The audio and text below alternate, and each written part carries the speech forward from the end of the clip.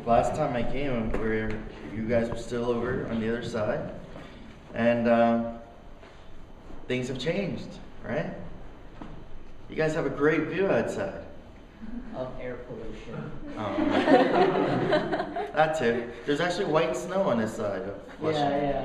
Yeah, so, you gotta give thanks for the little things in life. Things have changed for me too, I feel like all the good things that happened in my life, I always share with you guys. That God given me the opportunity to share with you guys. You've been with me, I think, through my engagement, been with me through my marriage, and now you're going to be with me for what's the next life cycle. I'm having a baby. Yeah. Well, I'm not having a baby.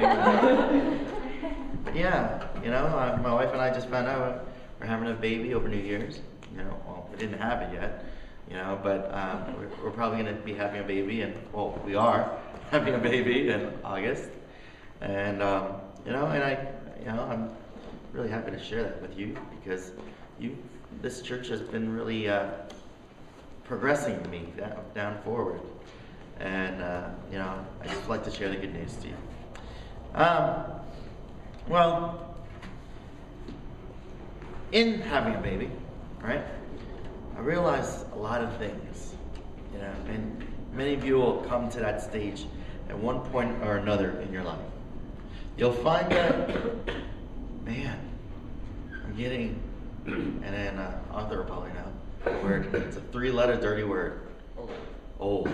Oh my gosh, I feel old, right? And that's the way I feel these days because, yesterday, we got stuck in the snow again, and I had to go and shovel it again because, those plows kind of just plowed everything up against my wheels, right? And just shoveling a little bit made me so tired and worn out. And I realized that I can't do the things I used to do anymore, like I could do in my teens and my 20s. So this fall, I decided I couldn't be like Kobe Bryant, I couldn't be like Eli Manning or Peyton Manning. So I decided that, I have two choices. Either bowl, all right, or go take up golf. And I figured, like golf, you get to walk the courses and things like that. So I decided to take up golf. And golf, man, it sounds like a simple game. Take a big stick, right? Whack it, and the ball goes flying. But it's not really that simple, which I found out. Because if you use all your strength and you just whack it, it goes put, put, put. And I'm like, oh man, I'm terrible at this game. Because it has a lot of technique. It's based on itself on discipline, focus, on consistency. You can hit the ball 100 times, but one bad move, one slight distraction could ruin your whole game. You might be hitting the ball and you look up and hey, and slice. You're like, where did it go? And it's still down there on the floor. Right? That could happen. And we find this true in the game of life.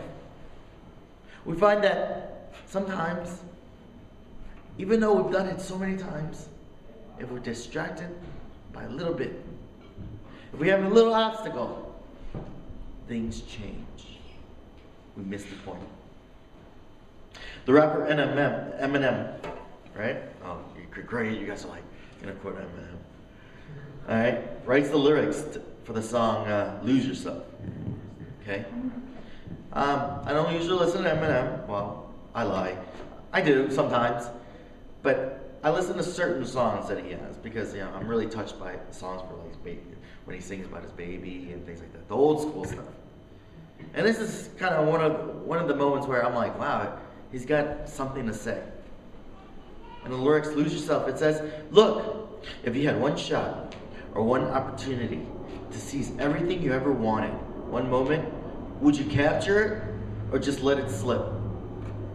In the hook or the chorus, he blasts out, "You better lose yourself in the music the moment you own it. You better never let it go. You only get one shot. Do not miss your chance to blow. This opportunity comes once in a lifetime. Yo." Right? we look at this and we're like, oh, that's true. Certain opportunities just come once in a lifetime. And we shouldn't blow it, because we only get one shot to do it right.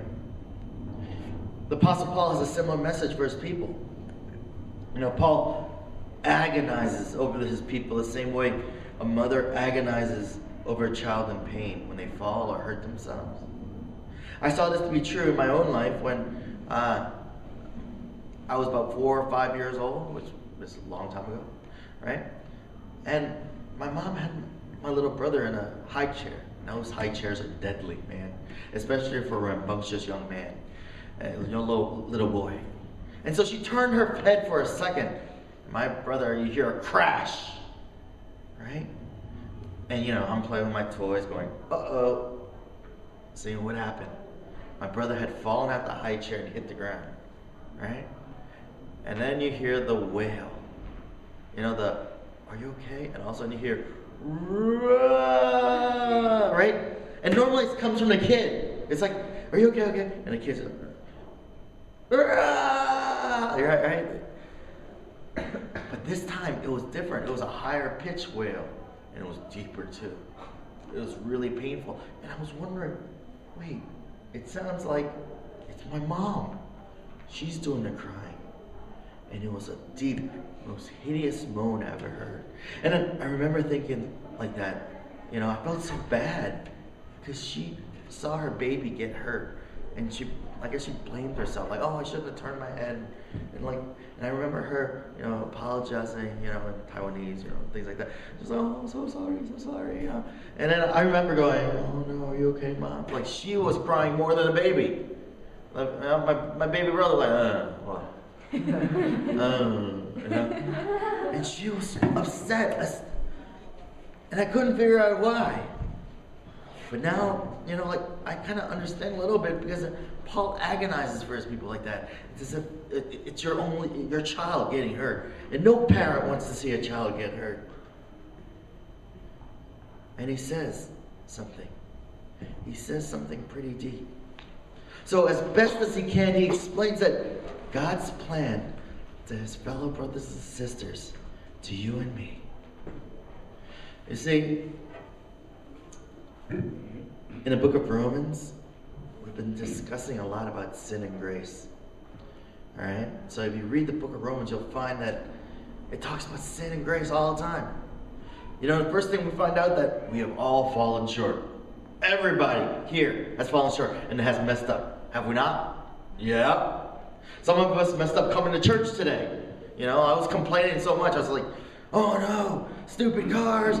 We're in snowy conditions. How can you drive and cut me off like that? I almost smacked into you. Right? Some people complain, you get out the car and smack. And oh, my foot's all wet now. And I have to go through the rest of the day all wet, and you're like cursing the world. Sometimes we find that we fall short, in church. That our mind wanders.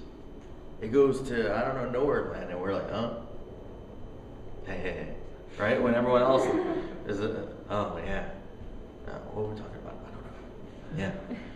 Well, the book of Romans tells us that we're just full of sin. We're wired in a wrong way. We're messed up. We're screwed up. But guess what? It says we need Jesus, but he has redeemed us. And he has adopted us. Right? You're adopted. When you say you're adopted, usually you're insulting someone, right? Like no one wants you. But in this sense, you're adopted means someone wants you. Someone chose you.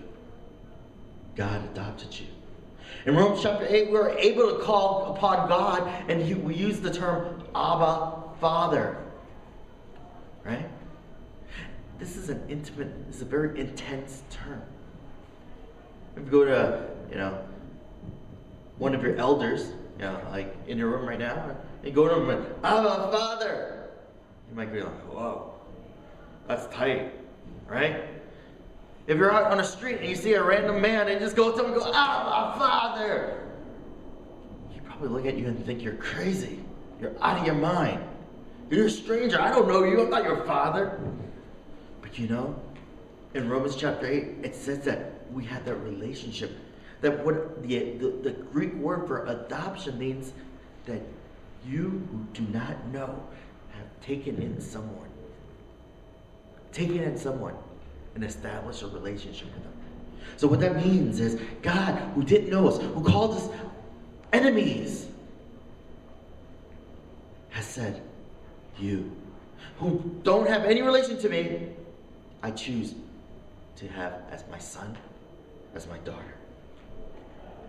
We have a direct, intimate relationship with God. And when you pray, I encourage you to pray calling God, not just Father. You know, like, Father in heaven, thank you for this. Right? Because most of us, we get into that routine. Father, thank you for this, Father. And we don't mean it. Dear God, Holy Father. And you become a traditionalist. You just say it over again because it's tradition. But I tell you, sometimes when you pray and you bring out the term, Daddy, Abba, Father, there's an intimacy in that. To be felt, to be desired. We don't need a curtain or a priest. We have a direct and official relationship. Now that brings you up to date to Romans a little bit, right? In case you haven't been studying it. But now we're in Romans 9, 10, 11. We focus on Israel's spirituality in the present, in the past, well, the past, present, and future. Kind of like, right, the Christmas story, or Christmas carol. The past, present, and future. Paul explains and he pieces it together how God could actually set aside his people. The people that he called his chosen people, the people that called the people he loved. And he went out to save the Gentiles. And that one day he would restore a nation. And it's all part of his plan. And that he didn't do anything wrong, and he didn't go back on his word that the Jews thought. Because the Jews, they thought that they were the only ones going to heaven. That Israel was for them only. But Paul here in Romans tells us another story. And so in verse 9, 1 to 13, we find that Israel, God's chosen people, are blessed. They're blessed. Almost too blessed. They've been, one, adopted as sons of God. When God had no relation with them. God took them over and God said, I choose you, Israel.